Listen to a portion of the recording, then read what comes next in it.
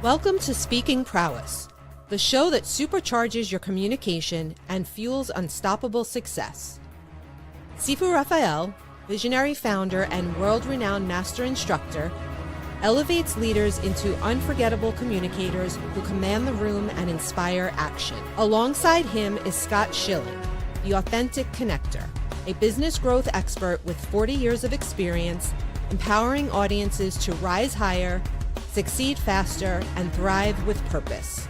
Together, they bring you the strategies, insights, and inspiration to amplify your voice, expand your influence, and unlock your true potential.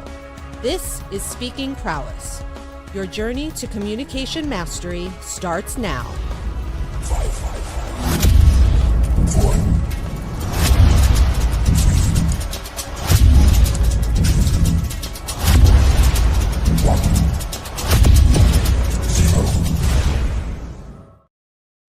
Happy Friday, Scott. How are you today? Happy Friday. I am fabulous, Sifu, but I'll get better. You get better every time I see you. Even more handsome, too. Well, thank you. Stop it. Stop it. Bring some more. We've had so much fun so far, and we haven't even started the show. My goodness. I know. Well, you know why? We haven't. Because we know that the two young ladies who are coming on are super exceptional. And let's go ahead and bring them on. Jaclyn and Solana. Good day. Happy Friday to both of you. Happy Friday. Happy Friday. Yes. Happy Friday. So today it's very interesting. We already started a conversation and it became really interesting. I actually think that's a great conversation to continue, and I shared that with all of you. Who wants to take it away, Jackie?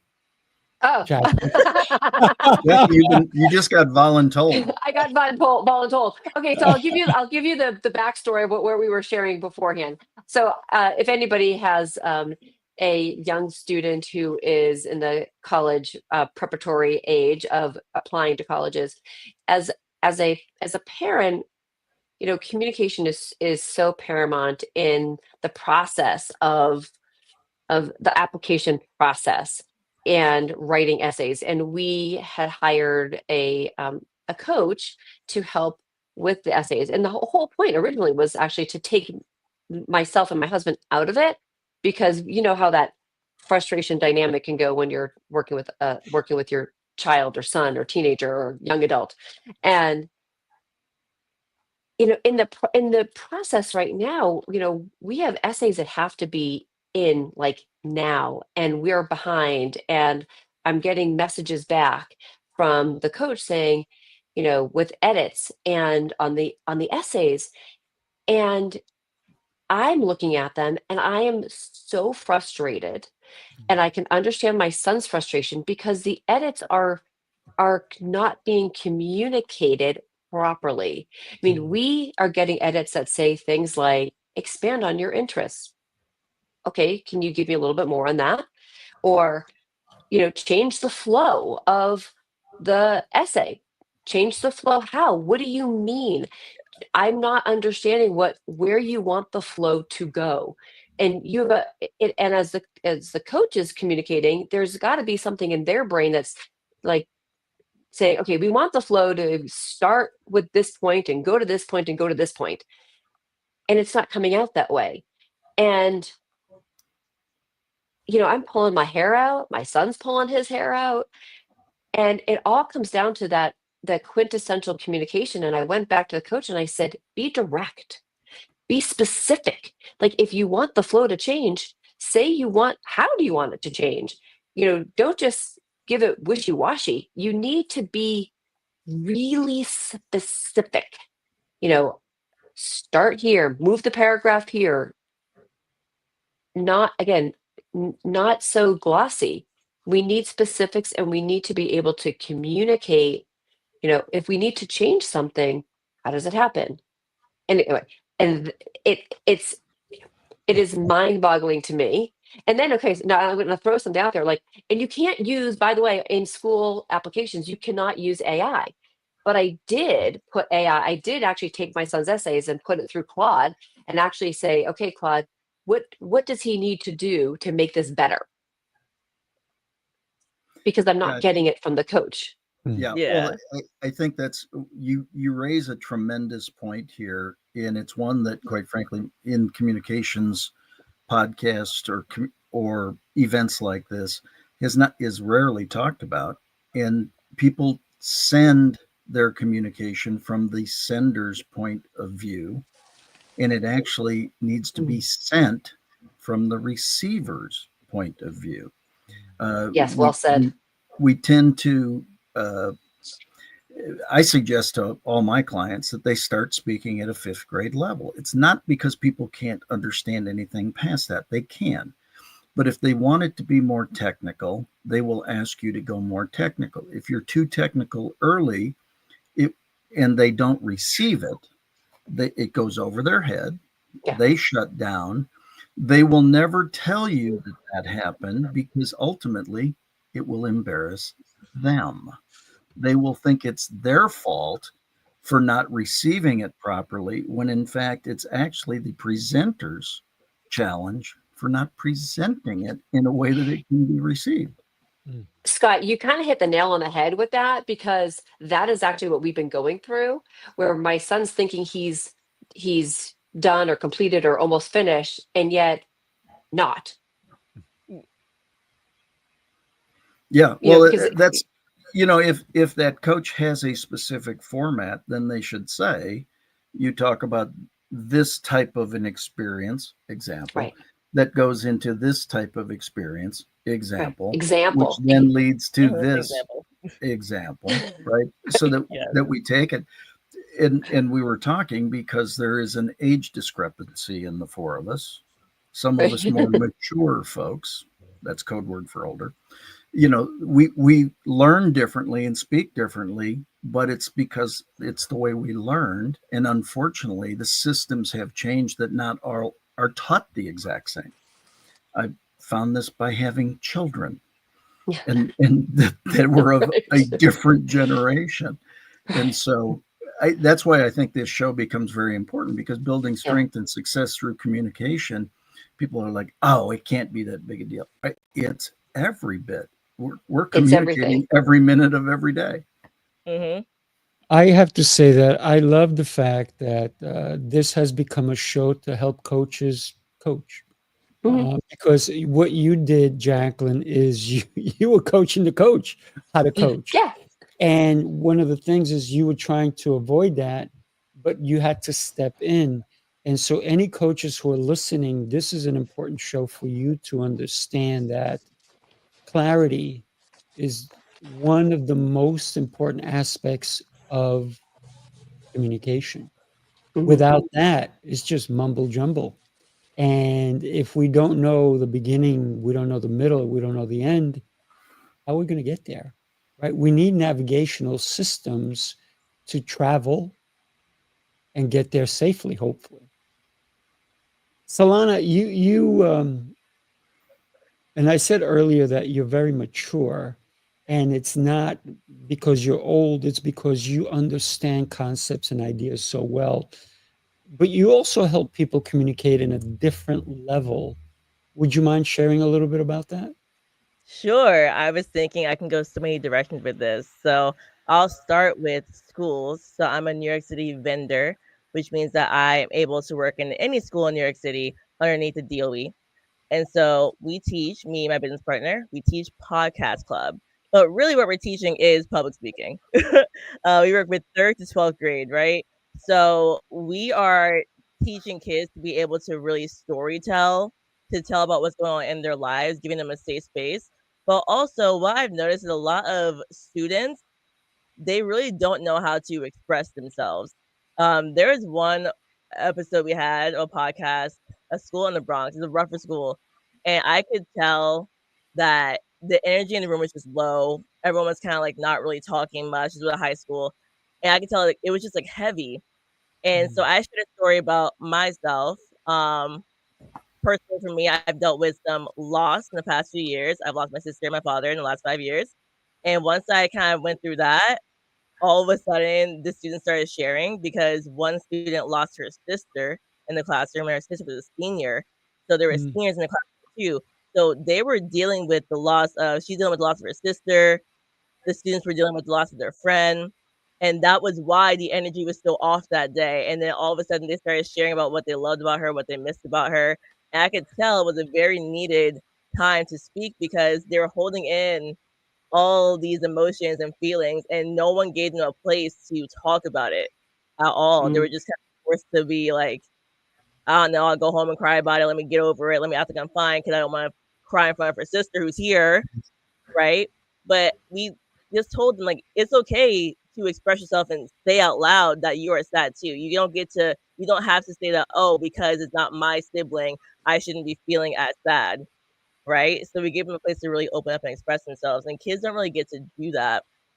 And then also I can take this another direction too, because along being a vendor, my business is called Strength Solutions Inc., and I coach powerlifting. And so when it comes to my powerlifting athletes, the number one thing that I'm told when I get a new athlete who is switching from an old coach, it's always poor communication, because I do all of my coaching online. What I do for powerlifting coaching is I will take in all their information, look at all their videos of them lifting, see their powerlifting history. I create them a program, and then every day we're talking, and I watch them as they make videos of their training. They send it back to me, and I send it back to them and say, hey, this is what you got to fix. Most coaches who do online coaching, there's always a big break in communication. It could be that the lifter expected them to give them really clear feedback, and they just say, that's fine, that looks good, and they're not really telling them what to fix to make it better. Or they might say to them to fix something, and they're not showing them. And like the lifter didn't realize that that coach was not going to show them videos of how to fix it. They're just going to say it out loud, which is not helpful, really, when you're trying to teach technique of something. So one thing I pride myself on is communication, because I show it via video. I explain it. I would go on calls with people, because when you're doing stuff online with online coaching, if you can't communicate really clearly what to fix, you're not going to get them very far. Solana, what you're saying is absolutely true, and so many people forget the communication modalities. Words are part of it, no doubt, but then there's intonation, there's tonality, there's how you make the words dance, and there's physiology, actually the movement around it.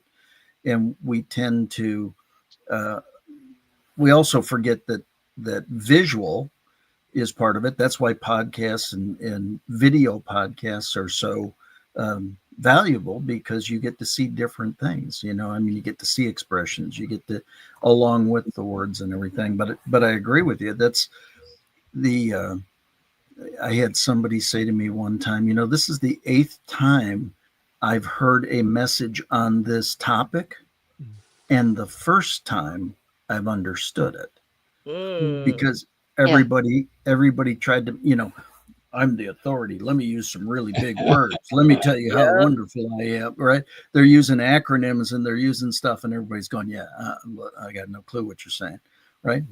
And if you simplify, again, you can always go more technical, but you can never gain them back. If you've lost them, they just go, oh, they don't care. They obviously don't care. They're not giving me the right. So there's no feel there.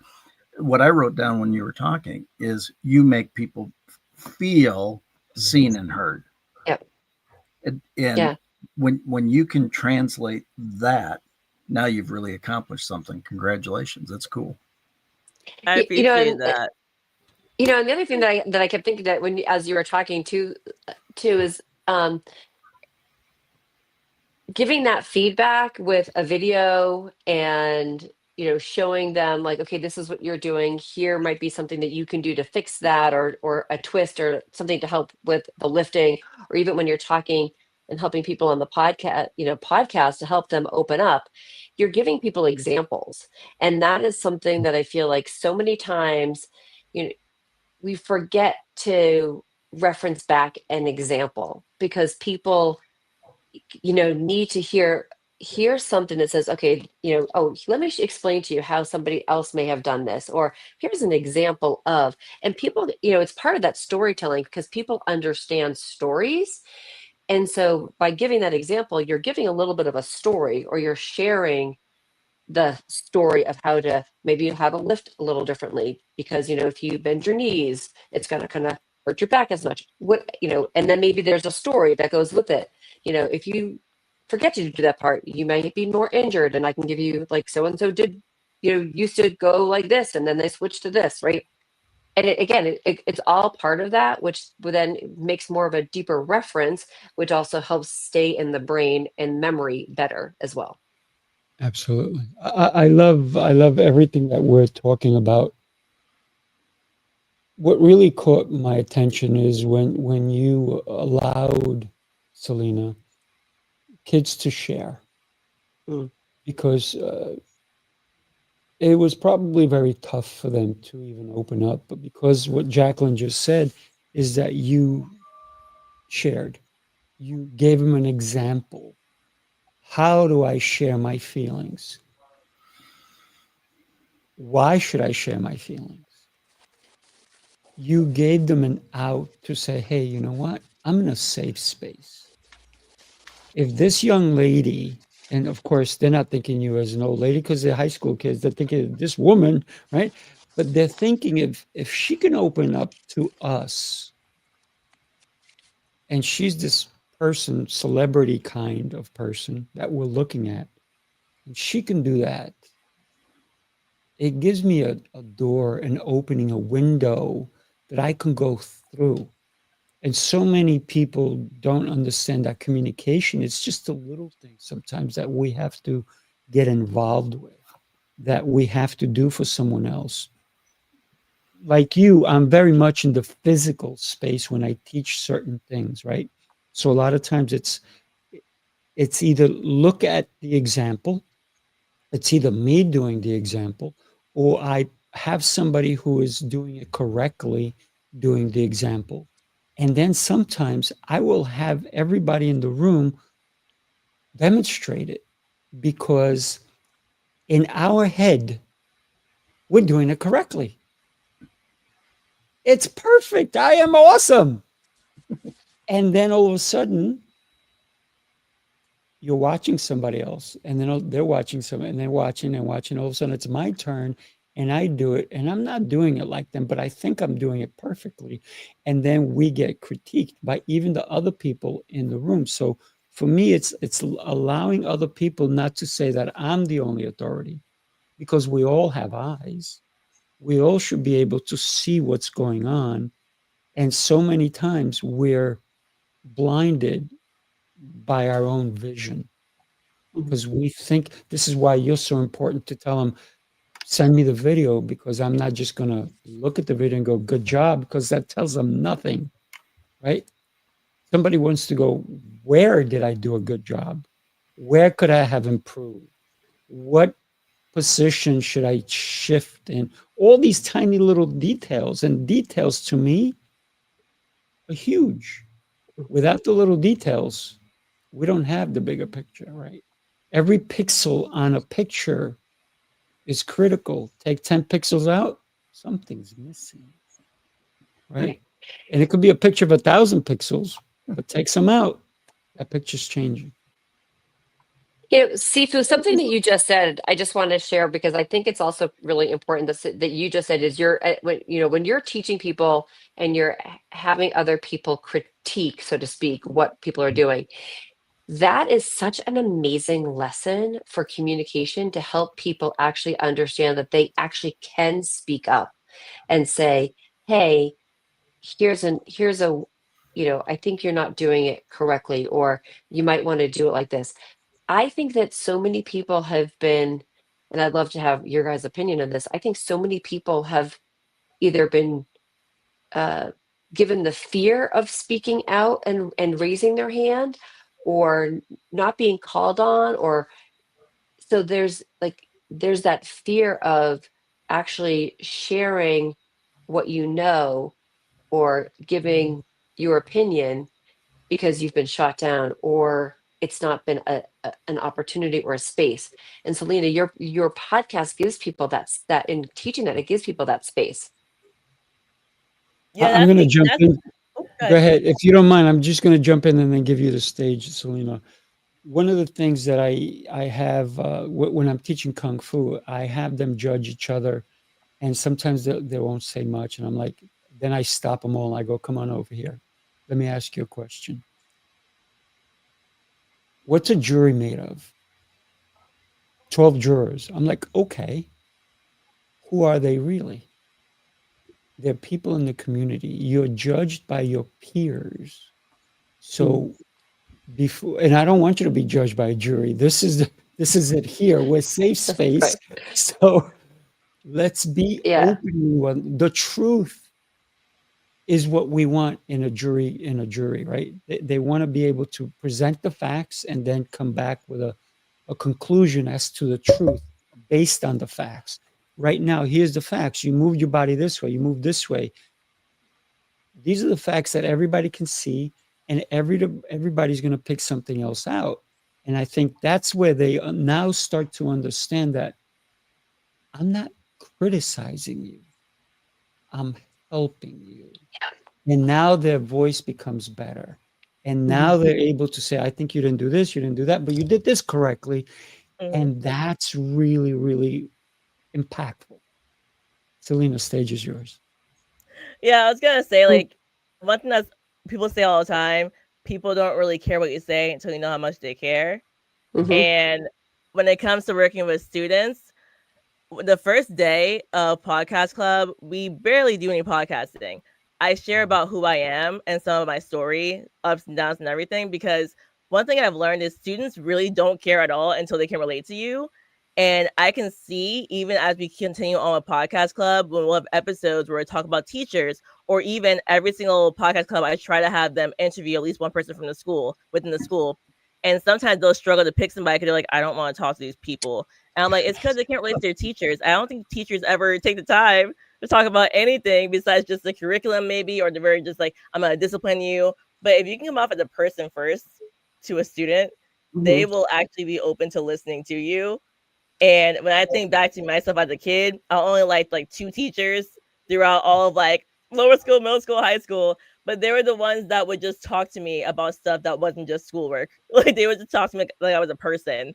And so that's a big deal too. Like if you can open up, share about yourself, and then talk to students like they're a person, not just like a kid that I can be over. I think that's really, really big. Yeah, I think that's also the. Oh, sorry. Go ahead, Scott. No, I was going to say it's actually part of the one of the talks I do, translating between generations. We've got 4 generations in play right now: Boomer, X, Millennial, and Z, and there are differences and there are divides. Okay, there are differences and divides, but we can either be upset about that, or we can recognize it and work to understand it and work to translate down. So actually, I've got a book at the editor right now talking about it, and the way I start the book is, I'm on your side. I really am. I might be a boomer, but I'm on your side. I want to defend you. People haven't taken the time to teach you. And so how can I be upset with you if the older generations haven't shared things? And similarly, if the younger generations can share things in the other direction too. I think when you were saying that before about kids just don't feel like they can talk, the thing that came to me was, if I want to hear your opinion, I'll give it to you. Right. I remember somebody saying that one time, and I was like, whoa, that's not going to encourage me to talk. Right. But how many people have lived that? And I think that's a big part of this communication, is opening up and saying, hey, I'm on your side. I really am. I want to hear you. I want to see you. I want to understand what you're feeling. And I think that's a big part of where the divides come from, because unfortunately, many times in the younger generations, they've been trained to have their face into a screen, and they haven't, if you would take away a phone for a day and just say, now you have to actually talk to people all day. First of all, many would panic. And the others would go, wow, this is actually pretty cool. And we understand there's 8.5 billion people, and they've pretty much figured out how to make more. That ain't changing. We're going to have more people keep on coming to the planet. Wouldn't it make sense that we communicate more freely and really work to listen through the generations and uplift, as opposed to have a bias against them simply because they didn't learn the way we learned? Yeah, really true. I gotta say, I see so many toddlers with cell phones. Toddlers in carriages, and it's become babysitters. Right. And so, Scott, I had an idea, a thought. You said there's 4 generations, and so what's the next one? If Z is the last one you talked about, is it going to go back to A? I think it goes back to alpha at that point. We're going to call them alpha. And in reality, it's actually 5, because the greatest generation is still in play for those who want to be in there as well. When I've had these conversations, downstreaming this message to the younger generations, younger than me, people are like, thank you. Let's address this and let's make it better for all. When I share it upstream to the older generations, the greatest generation, they go, thank you for making us relevant again. We have all this knowledge, expertise, experience, and wisdom, and all we want to do is share it. We're still alive. So many people, even though we're breathing, so many people aren't giving credit to us for being alive. That's a challenge. And there's so much wisdom available if people would just want it. That's a key thing. People need to want it. And the difference in generations, and I think it's really interesting how people, how the older generation, like I'm thinking about my, my parents relating, back to my son, or somebody who is so much more wisdom, who you hear people who have had amazing businesses, and they want to share their knowledge. And it's the art of communication that actually allows us to actually say, oh my God, Scott, Selena, Sifu, you guys have had great businesses and whatnot. Can I pick your brain? Can we have a conversation? And it's helping them understand that asking that, people want to share their knowledge, but you have to be able to actually communicate the question, to be able to, to ask, to start it. I have to say something about that. I am willing to share anything I know, but if you're not going to take the time to truly listen, then I'm wasting my time. Yeah. So for the youth that you're helping, Selena, some of them want what you have. Some could care less. And so how many of the ones that care less do we even invest in? Because it only makes sense for us to invest in the ones that want it, right? But then we're kind of leaving the other ones behind. So for me, I'm very particular as to who I work with. And I give them a 1-month trial. I said, let's find out if this makes sense for both of us. You're not just checking me out. I'm checking you out, because I have to be invested in you. Even if I'm just going to mentor you and there's no money exchange, I still have to be invested in you, because it's my time. I'll never, ever get that back. So let's consider how we communicate. And Selena, I love the fact that you're going to these schools that are troubled and you're giving our future a voice. And I call all kids our future. Some of them are going to lead us into great things, and some of them are going to try to destroy what the other ones are building. So we need to keep encouraging our youth to understand that they have so much value and worth. Even though someone may say you're worthless, it is not true. Our youth are my future. So let's keep investing in them. No, I completely agree. By the way, guys, my name is pronounced Solana, by the way. I'm sorry. I Yeah, sorry. apologize. Okay. I apologize. It's okay. But that's the It's whole the reason why Spanish I for me. it's all good. That's why I love talking to students, because you were saying even like some will lead us to greatness and some will try to lead us toward destruction as they get older. But if you can get to them early, right, and give them good positive things to focus on, even get them starting to think about what they can do within the world. I've had some students, especially with high school, and I can tell some are like really excited to make a change in the world. Like they are just passionate about something that I'm encouraging them to go after, whether it's like fashion, making music, whatever it is. I'm like, please go after it with your whole heart. But I've also seen students who are like, I don't care. But I realize that they don't care because they don't really have people pouring into them, and that's why they don't care. So those students may be tougher to reach, but at the same time, I just try to figure out what they like, what they're passionate about. Okay, I think a lot of kids are like, I don't know what I want to do with my life. Like, that's fine. You're like 16. Like, people are 35 and like, I don't know what to do with my life. But at the same time, you still have to pick something that you enjoy and then put energy into it, no matter what it is. So if you can get them to care about one thing or figure out one thing they care about and say, what if you put more energy into this one thing you care about? I don't care if it's a sport. I don't care if it's drawing. I don't care what it is, but just make it seem like it's important, because it is important. Yeah. How did you get on your path to weightlifting? To powerlifting? Powerlifting. All right. I figured out how to make this story very short. Don't worry. So I did sports my entire life. I became a freshman in college, and I did not make it on the track team because I wanted to run for a school. Didn't make it. So that's when I started weightlifting, just like in the gym. Like I went online, saw women who were like looking really good. And I was like, oh, they look good. Oh, and they're promoting lifting weights, which was it was not normal yet. Like now I feel like it's very normal. This was like 2016. So I'm like, girls were just not lifting weights. They were just running. I was like, oh, let me just try lifting weights. A year into lifting weights, when I turned 18, I had a friend who powerlifted, and he just introduced me to the sport. He was like, you should try powerlifting. I said, what's powerlifting? I went to watch him compete.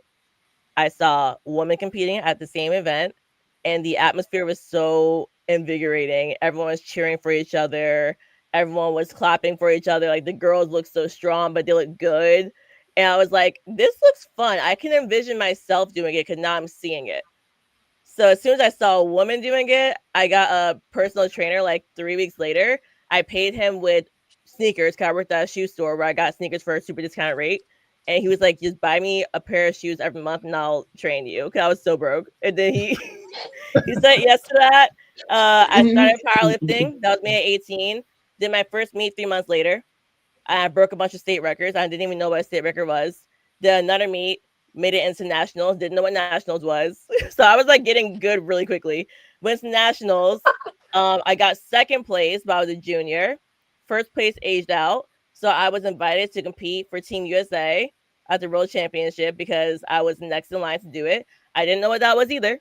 I didn't know what the World Championship was, but it's the highest level you can get to in powerlifting. So then I competed in Calgary, Canada in 2018, representing Team USA, and I ended up winning, became world champion at 21 years old. And then from there, I was like, oh, I love this. I want to teach other people how to do it. So I was already a personal trainer, but then I started to start coaching it. So now I'm a coach, and I also still compete to this day at a high level. But that's kind of how it all happened. Wow, that's awesome. That That's is very really, cool. really great. That We is go really we cool. go deeper into, if you catch the replay on Coaching Call, we had a huge discussion on this. So go back and watch Coaching Call, everybody. Definitely will. Yeah.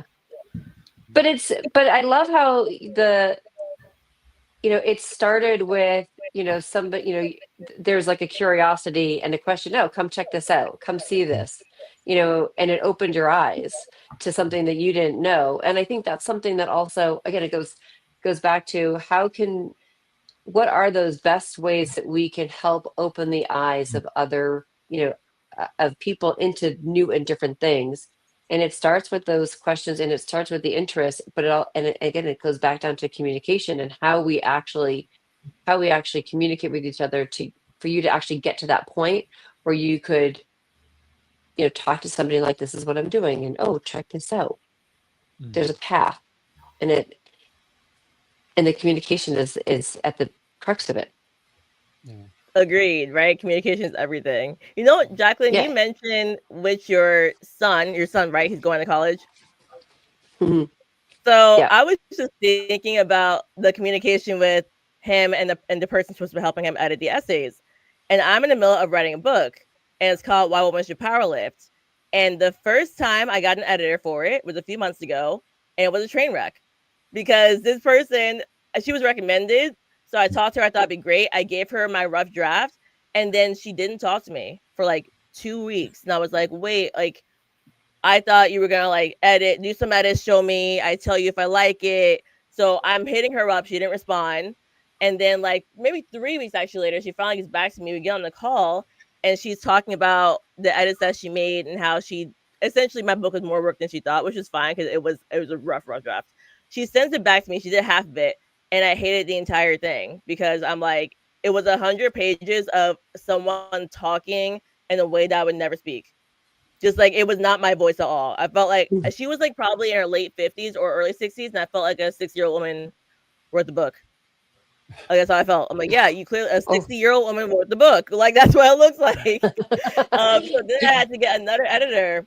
His name's Brian Curian. I've been working with him for a month and a half, and it's going fantastic. But this time, before I paid him, I was like, hey, what can I expect? Or how are we going to communicate? Are you going to put edits in and then show it to me? Can we use a shared Google Doc? And every time I make an edit, I can look at it. Can we get on calls? Like he explained everything. And this editing is going so well because every edit he makes is a suggestion and I can click to see if I like it or not. And then we get on calls bi-weekly and we talk about what we're going to do next. And so I also learned that when you're looking for an editor or someone to help you, you have to really vet them. I'm so used to vetting other people like who are going to work with me, who are going to pay me. And like, I forgot to do it when I'm going to pay somebody on the other else. side. Right. And it's so true, and that, it's funny because like when I'm working with my clients, because I really work with them on their communication with themselves and their really helping them figure out their mission, their purpose, their vision to help them actually delve into what their action plans are. And we do have documents that we share. But it's very interesting with this process with my son, we had used this same coach for my daughter. Very different process. And I think this is actually, this is a lesson, I think, for everybody if you're thinking about your business and how you're growing and if you're wanting to scale. One of the things that I did not know or did not realize is that in the 2 years that between the two of them working together, the woman that we hired to coach has grown her business and she's trying to scale it. Therefore, she herself is not as involved, and she's hired other people who are to her junior, who have not necessarily been trained as well as she has. And it obviously hindsight's 2020. Had I known that was the case, I probably would have found somebody else who was going to be who if I'm hiring you, I'm not hiring your assistant, I'm not hiring somebody that's working on your team. I'm hiring you to do the work. And when you worked with my daughter, things were amazing. Now you've got this junior person who is a lot younger of generation and does not communicate well, right? And again, it goes back to like, again, I thought I asked the right questions, but also jumped in because we had a good experience before. It's been a big lesson, and it's also for me with my clients. It's it actually makes it so that I want to make sure that I communicate so much more with my clients when I'm working with them because I don't want the same thing in any capacity to happen. Yeah, very much so. I mean, we all have to. If we work to scale past our involvement, there are reasons for that, certainly. Or you can keep it more boutique-ish and really take the knowledge because I can't, there would be no way to totally quantify the experiences of the years I've been on the planet. There's no way to downstream that. I don't even know how to Right. share it, you know, with that kind of thing. But I was trained up in certain ways, and that's actually why my commitment is to help the younger generations, because I think a lot of people have just said, go fend for yourself. And that's not, it's not right for them. It's not fair for them. So why would you not take the knowledge, education, experience, wisdom that's been gained and work to share it with those who raise their hand and say, I want it? It's not a matter of trying to push a rope. That doesn't work real well either, right? But if you want some assistance, I like to say that if you got want to, I'll help any way I can. Because if you got want to, you can learn the rest. If you don't want to, this ain't going to work. So let me share something with you guys, and then I'm going to come back and I want to talk about what Solana did with both her coaches. Take a look. You followed the rules, tried the restrictions, counted the carbs, the steps, and the failures. You're not lazy, you're exhausted from doing it all without real change. What if the problem isn't you, but the plan? Sifu's Mind-Body Method is a 90-day transformation built on 7 unshakable pillars: mindset, movement, nutrition, hydration, fasting, journaling, and faith. This isn't another shortcut. It's your structure, your strength, your reset. You don't need harder, you need better. Ready to begin? Start today. If anybody's interested, the QR code is up there. You can scan it with your phone or whatnot. But I wanted to talk about what Solana spoke about. It sounded like you're dating. Great dating advice. The first one didn't do what they were supposed to do, so you quit. You said, we're no longer dating, we're out. The second one, you vetted them, which is a lot of people are not doing nowadays, and that's why there's so much divorce. So we should vet every relationship that we have, whether it's a personal relationship or a business relationship. And I love how you said, can we do this? Can we do that? Can we do this?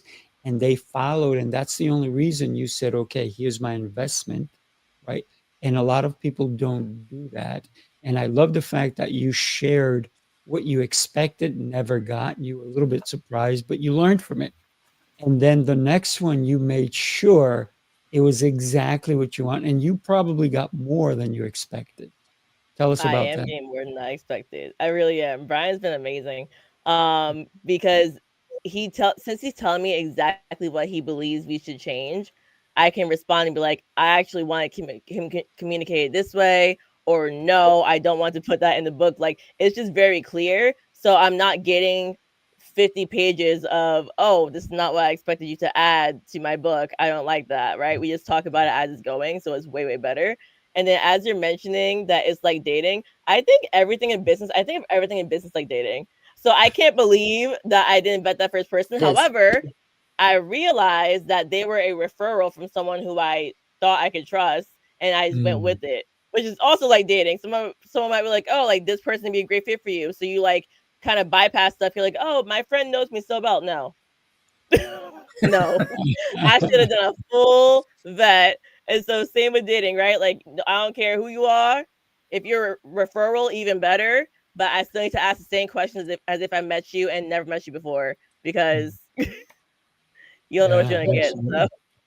So many things in life, I like, as Solana, as you just said, and Sifu, like it is like a dating process. When you're going and connecting with a prospective client, it is a vetting process, and it's dating.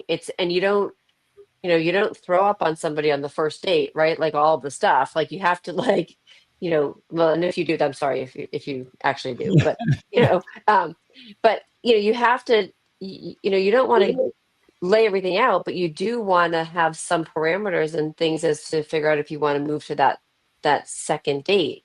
Not necessarily always a specific checklist, but there are certain values and things, and whether it's their values, are they authentic? Are they holding themselves with integrity? Are there certain values that are coming through in that conversation that you're like, oh, you know what? It's worthy of the next step.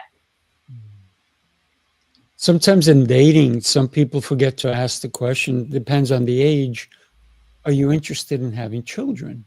Because if the other person is not interested in having children and you are, you're just wasting your whole time.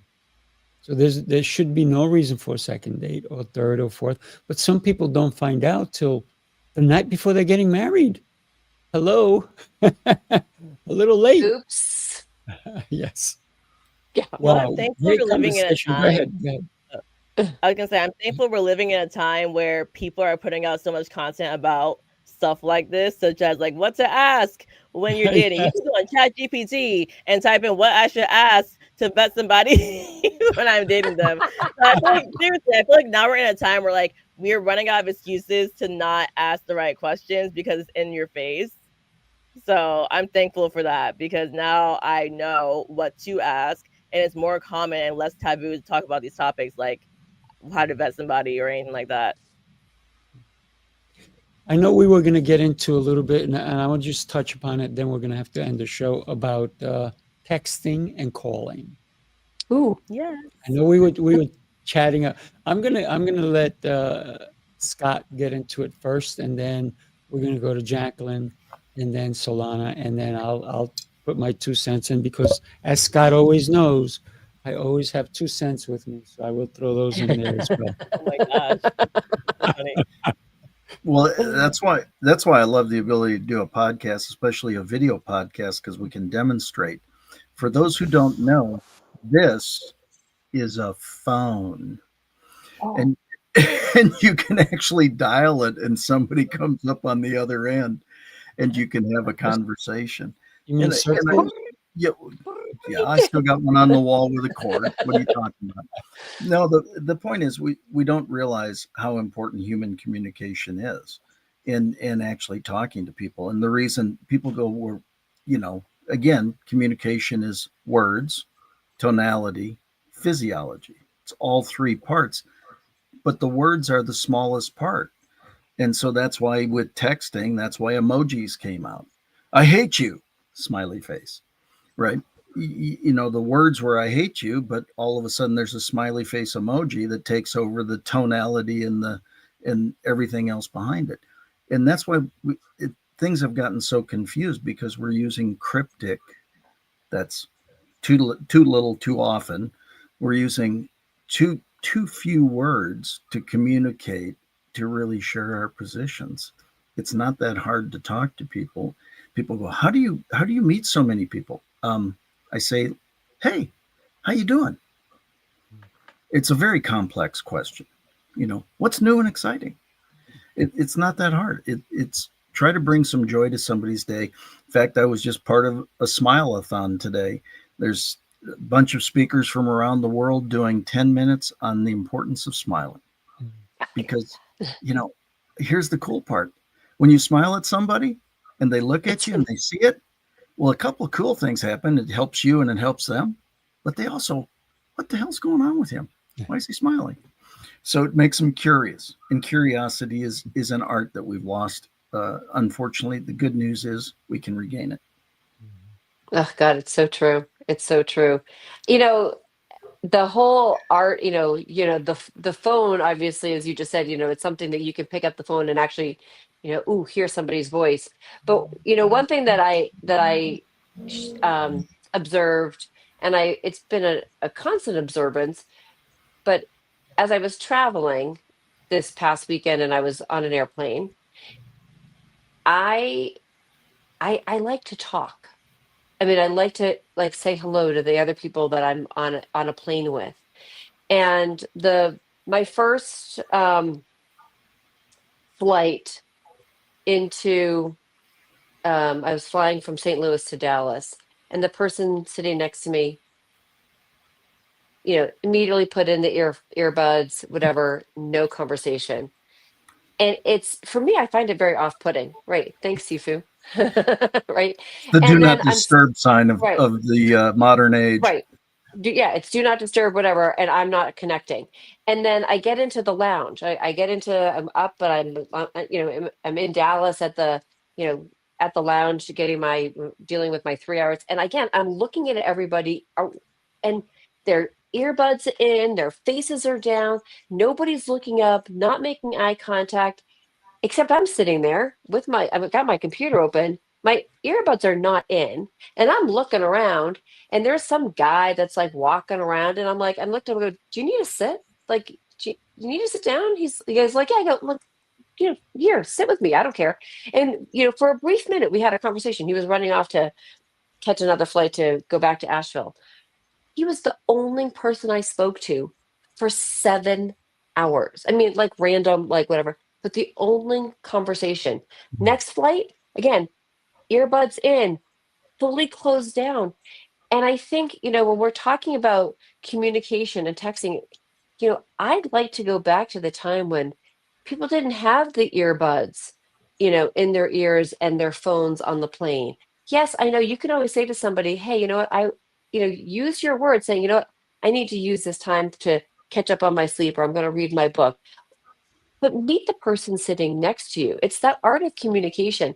And it's something that I, when we lose that, Scott, you said people always want to know, how do I meet people? It is that. It's because you actually reach out and connect. You never know the person who's sitting next to you or the person that you're going to meet, where that is going to lead to.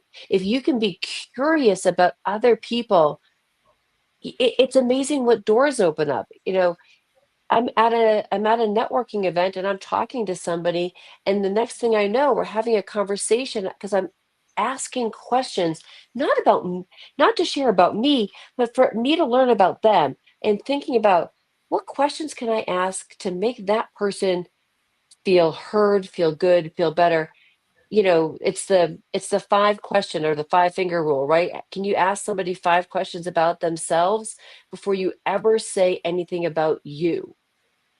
And it's amazing what the other person feels. You may walk away thinking that I've never even shared anything about me, but who cares? That person's going to walk away thinking, oh my God, I loved meeting these, Scott, Sifu, Solana. Like, I learned so much. They asked great questions or whatever, because you made them feel so good. But you didn't text. You actually used your words. Your words. Because we're running out of time, Solana, I would love to hear your thoughts on that. Okay. Well, when it comes to communication, one thing I will say, when it comes to my athletes, I have to be super careful with how I communicate certain things, because it can come off as maybe yelling if I just write it out as a text message. So that's the reason. And I don't yell ever, honestly. But I have some athletes who I've asked in person when I see them, which is not super often when I see them in person. And they're like, I know you're never mad because I've met you in person, but like sometimes if it's just a blanket text, I can't tell. So I'm very big now with like voice notes, a lot of emojis, like making the video so you can see my face. I've realized that even small things like that, I have to make sure I communicate things based off of what I'm trying to say. If it could be taken as negative, I have to make sure you can hear my voice, change my tone. So those small things make a big difference with coaching people, because if you just text out everything and you're like giving them critiques, it can really come off as you're yelling at them. So that's what I learned in my business about communication. But in general life, I will still say I do love a phone call versus texting. I love how you talked about how do we communicate on a cell phone, right? Sometimes we can text, sometimes we can do a voice note, which is really, really a great way to do it because it takes the same amount of time. But I'm going to tell you the benefit of that over a text, because you can still get your emotion out the right way. And the other thing is, some people don't know how to respond back. So if you send them a voice note, they'll send you back a text. If you send them a text, they'll send you back a voice note. So a lot of times we need to know, how does this person want to communicate? So we actually have to take a minute to Did they send me a note, a voice note, or did they send me a text, or did they send me a video? What? People are sending videos as a text message? Yes, I do that. And so sometimes I've asked people who get annoyed when somebody texts them and I say, are you going to respond? Oh, I got to think about it. I'm mad. And I'm like, okay. And then a lot of times, instead of picking up the phone and going, is this what you meant? They'll sit on it, they'll harp on it, and it gets them madder and madder. And I'm like, why don't you clarify? Call them. Oh, wow. What a concept. What a concept. So those are my thoughts. Revolutionary. My thoughts on the phone. Sometimes we need to communicate the way they want to be communicating. And sometimes it's okay if we initiate, but then we have to kind of guide them. If we send a voice note and they send a text message, then we send another voice note. And eventually they'll catch on. Or maybe you have to catch on to them and send them a text message, right? Just an emoji, like a smiley face, right? So yes, we need to communicate at a higher level. And this is what I love what I do. And this is why I love having you guys on here. This is why, Scott, so happy that you are on the show with me. I have literally 3 minutes before I have to jump onto another one, but I would love to get every one of you to tell me a little bit about why somebody needs to connect with you. And by the way, if you didn't know it, Jaclyn is going to be speaking at our December 6th and December 7th event. It's going to be huge. I also have a surprise, a comedian friend of mine who's going to be there. So we're going to have all kinds of activities, food trucks, all this kind of fun stuff. So if you're interested, text to be on with me. And Jaclyn, I'm going to put your information up. Tell us why you got 45 seconds. So that was connect with me if you really want to become the CEO of yourself and actually leap to your greatest success and be the communicator that you want to be to grow your business and your life. Love it. I like it. Short and sweet. Just reach out to Jaclyn. Solana, you're up. Connect with me if one, you want to start powerlifting or be coached in nutrition. But also if you work in New York City and you work with students and you want them to learn how to use their voice, have a safe place to express themselves and work on the art of public speaking and communication, connect with me via email at Solana Lewis, LEWIS.pt@gmail.com. Love it, love it, love it. Wow. Definitely. Not only do I love what you do, but I love that beautiful smile you have. So keep it up. Keep smiling for us. Thank you. Yes. Scott, you're up, my friend. I help people make more money by closing more deals at higher margins for longer periods of time. So if any of that is interesting, I can help. Scott at scottschilling.com. I do not hide well. I'm right there. Come see me. That's it. That's it. I'm Sifu Rafael, and also I don't hide well. SifuRafael.com.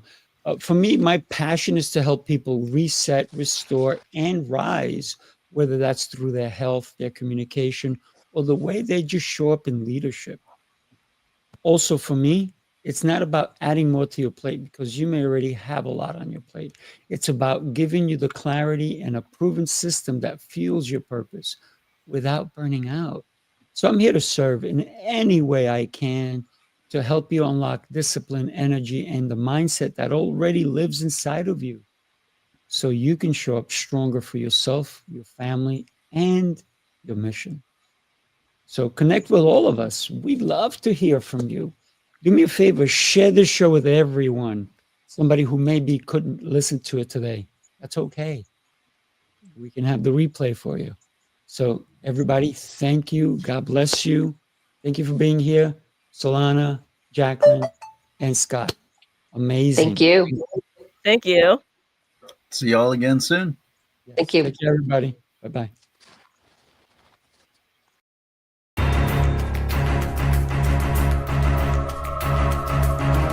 This is Speaking Prowess,